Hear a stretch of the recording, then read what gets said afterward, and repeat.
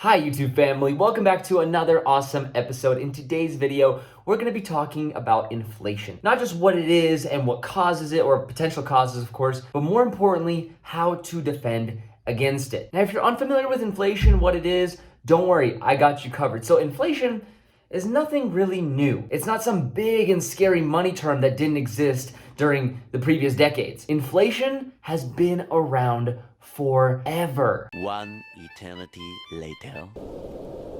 Now, the important thing about inflation and why it matters is because it is a way of predicting of what might happen in the future. And the so-called doomsday event that other countries have experienced in the past haven't luckily happened in the United States yet. But is it about to? And seemingly, there has been no significant change in the inflation rate, at least not a super drastic one, over the last few decades. But what is it in this current situation that we're in today that might actually cause that fact to change? And at the end of the day, if we really truly knew what caused inflation at the start, or possibly the factors that accelerate it, we could then look at the precursors associated with the facts. Unfortunately, inflation is a little bit mysterious. We have some ideas or theories about what causes inflation, and we'll get into each one of those a little bit later in the video. And even though it's sort of kind of uncertain, after this video, you'll still have an idea of exactly what might cause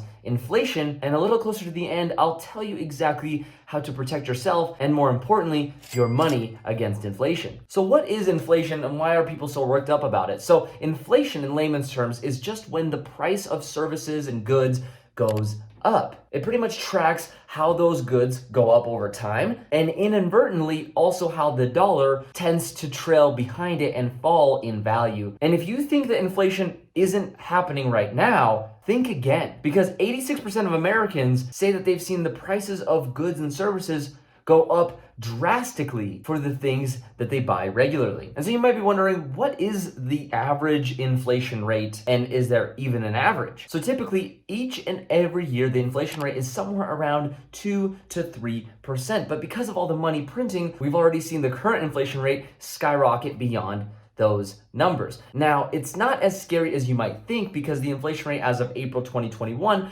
was only 4.2%, but that doesn't mean that this year we might see a crazy inflation rate of well above the 4.2%. It could be 5, it could be 6, and that is already a 2 to 3x multiple on what we've seen in the past historically. And for context, that 4.2% is actually the biggest increase in a 12-month span since 2008. And given that fact, no wonder people are screaming about inflation from the rooftops. And here in the United States, we use 3 tools to measure inflation rate. Now, I'm not going to get super technical with you, but the things you want to look for is the CPI, the PPI, and the CPE. I know it might be hard to remember and might be a little bit of a mouthful, but it goes a long, long way in the attempt of accurately depicting what our current inflation rate really is. To give you a basic breakdown, the CPI, the first metric, is just tracking the cost of something like toothpaste or milk and their prices that are today versus what they were maybe 3 years ago. And the PPI is kind of similar. What it measures is the selling price for those same goods and services, but more so from the perspective of actually creating that said product. Think about it like this: how much is the maker of your shoes, maybe Nike, Adidas, how much does it actually cost them to make your shoes? And the PCE is just how much consumers are actually buying a certain product. When measuring the PCE, the question you might ask is, are consumers actually spending their hard-earned cash to buy the things that they used to buy? Now, that might sound like a big headache, and it kind of is, but looking at all of that data put together, you might actually have a little bit of a rough picture of exactly what inflation looks like, and a decent clue as to what's happening to our money's purchasing power. Now, here's a fun fact for you to take your mind off the stress, because learning this stuff makes my head bulge. But did you know that in 1951, $1 actually has the same purchasing power as $10.51 today? That means if today $10 can buy you a loaf of bread, maybe some milk, maybe some peanut butter and jelly, that's exactly what you would have been able to buy for just $1 back in 1951.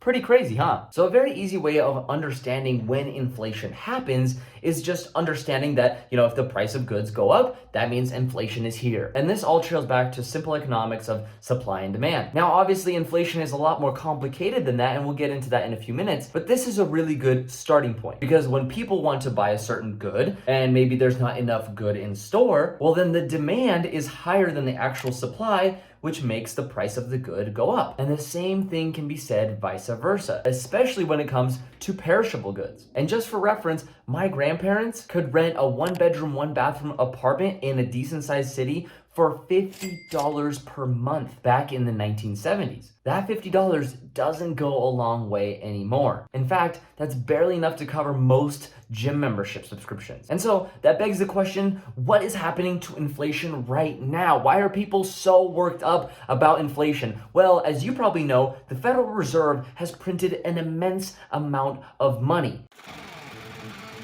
in the last couple of years. And what was the goal of that? Well, the whole point was to take away some of the pain or the financial burdens of the big financial institutions and the overall economy from taking too big of a hit during the economic shutdown and, the pandemic. And now that the economy is opened up again, that money is actually starting to move around and impact the economy, whether it's for good or for bad. Also, while we're talking about stimulating the economy, did you know that you could stimulate your own personal economy by getting free stocks from Robinhood, WeBull, Public, M1 Finance, all these other companies? They'll literally pay you to just start an account with them for absolutely free. Kind of crazy. If you want to go check out the links down in the description, go ahead. Okay, but on a real note, do you remember those stimulus checks? Well, somebody has to pay for them, and the government spending went through the roof, not just last year, but also this year. And guess what? That impacts inflation. And yeah, you could say things have been stimulated in our economy. That's for sure. But when talking about inflation, at least right now, the government's not all to blame. I mean, we've had the lowest number of homes on the real estate market than we've ever had before. And remember the concept of supply and demand. When there's not a lot of supply, things just go up in price. And that's what we've seen, not just with the housing market, but with a lot of goods and services in general. So not only was it the housing shortage, the lumber shortage, the car shortage, I mean, literally, think of something that wasn't a shortage last year. So that's a whole lot of demand. Meanwhile, not a lot of supply, which is just another fact that's contributing to today's inflation rates. So even though so far it's probably seemingly simple for you to understand inflation, the big picture is actually a little bit more complicated than that. Kind of like people's relationship with food and dieting. But let me do my best to explain. So the three most common theories for why inflation rises are the cost push theory, which is kind of what we discussed earlier, aka the rising prices argument. The second is the tight labor market theory, which is lower unemployment leading to inflation. And the third is just loose monetary policies, which is something that we've kind of experienced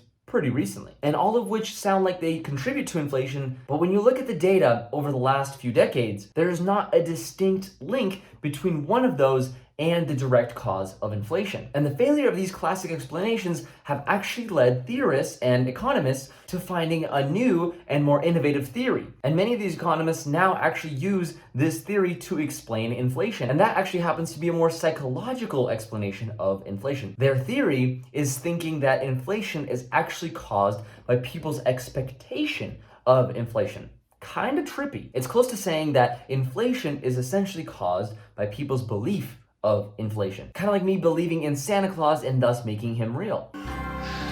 The theory says that if we expect something to happen, it most likely will. And again, this is just a theory, not a fact, but just something to think about when considering inflation. Because at the end of the day, we as consumers and as workers do have a really big role to play in our economy. And other economists might disagree and find maybe one piece of data to support their theory, but at the end of the day, no single theory explains inflation for what it is. And this new theory does have a backbone supporting it. I mean, if you think about it like this, if the majority of the public has a fear for inflation, and then they go out and stock up on goods in the supermarket, for example, that may quickly lead to increasing inflation, at least for the time being. You could consider this a short-term inflation, if you will. And then you might be thinking, well, if everyone buys them up and then they restock the shelves, and because people are stocked up on these goods, they won't have a need to buy these goods for quite some time, thus lowering the demand and the prices falling back down to normal. Well, something about human psychology tells us something a little bit different. And as humans, we actually tend to use more when we have more of pretty much anything. Imagine if you have 2 bags of chips in your pantry. You're less likely to eat the whole bag in one sitting if you only have 2 bags. Now, obviously, I'm not saying that you might not. You should still enjoy life. Yeah, I mean, fair enough. But at the end of the day, you're less likely to do so because you want to save some for later. Now, the same concept applies if you have 100 bag of chips, but now because you have all these chips that you don't even know what to do with, you're now more likely to eat a whole bag, if not 2. Thus, ultimately leading to higher inflation because you're now becoming more of a consumer by consuming the goods even faster than usual and likely end up buying those goods even sooner than you would have before. So that is just a very basic example of how our own personal fears might actually lead to the rise of inflation. Now that you understand inflation, how do you protect yourself against it? Obviously, fearing it isn't a good strategy. So first thing that you can do is just stay calm. Because if you hear people talking about inflation, it's probably already here. But the best thing you can do, not just for your own personal wallet, but more importantly for your sanity, is to stay calm, breathe, and know that everything will be okay. Unless, of course, we're talking about hyperinflation, then maybe moving to a new country might be the best bet. The second thing that you can do is to actually budget. If you haven't been budgeting before, then you should start now. I mean, really, you should have already started, but it's okay to start a little bit later in your journey. What a budget is a plan, and it allows you to have a strategic take on your personal finances. And checking back on your budgets will also allow you to prepare for the future of eventually, the price of milk going up or the price of gasoline going up. And with the use of your budget, you can then plan for your future spending. If you don't have a budget, it might get a little bit frantic if all the goods go up in value and you're like, wow, now I'm spending $200 or $300 more a month. What's going on? And so long-term budgeting is what will help you kind of stay calm. And the third and final thing that you can do is to save. Just kidding. It is to continuously invest in other assets, especially productive assets. And if you don't know what a productive asset is, I have a whole video on this, but I'll give you a quick example. So your business, stocks, or real estate portfolio, maybe rentals that you might have, or anything else that goes and does some of the work for you. A lot of people invest in dividends for that exact reason, where they put a lot of money in and over time collect dividends for virtually doing nothing besides putting that initial money in. So investing in productive assets is what will help you fight against inflation. And remember that fearing inflation might actually be the thing that causes it. So don't be scared or have a fearful mindset. If anything, if you have a plan, if you have a budget, and you're taking action on your financial future, you'll be okay no matter what happens with our inflation. So hopefully you got a ton of value from this video. If you made it all the way through, thank you all so much for watching. Make sure you smash the like button because this video took a long time to put together. I'm not joking when I say this. Hours and hours of research goes into each and every single one of my videos. So it would mean the world to me for you to just smash the like button. It doesn't cost you anything. And if it's your first time to the channel, make sure to subscribe. Hopefully you guys are having an awesome day. And without any further ado, I'll see you guys in the next video. Peace out.